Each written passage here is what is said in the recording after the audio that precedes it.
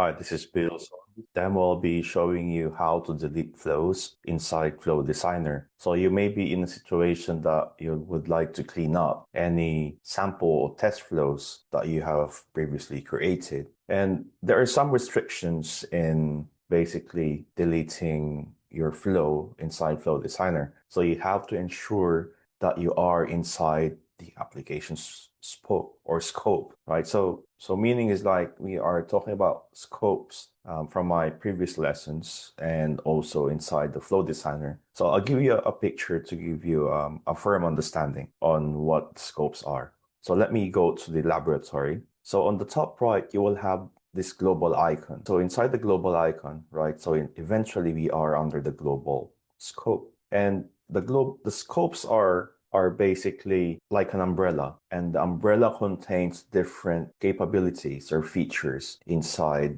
your application. And in this lesson, we went to the Need IT.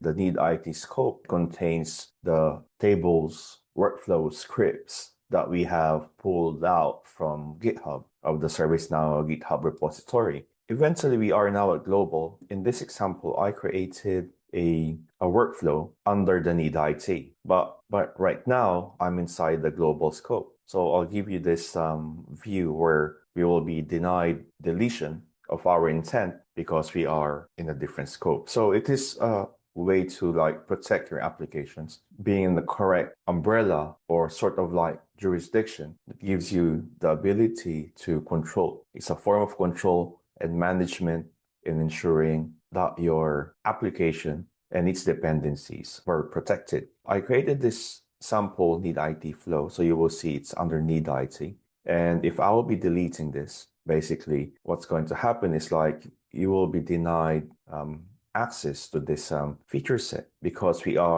this is basically created inside the Need IT scope. So if we go back and change our application scope to Need IT. So let us do that. As we are now confirmed that we are under the Need IT application, now let's do a refresh just to refresh the instance. And let us do a search. So let's go to sample, since that's the prefix of our application or workflow. And now the delete button now appears. And as we do that and do a deletion, and now it will be successful. Thank you so much for watching. I'll see you in my next video.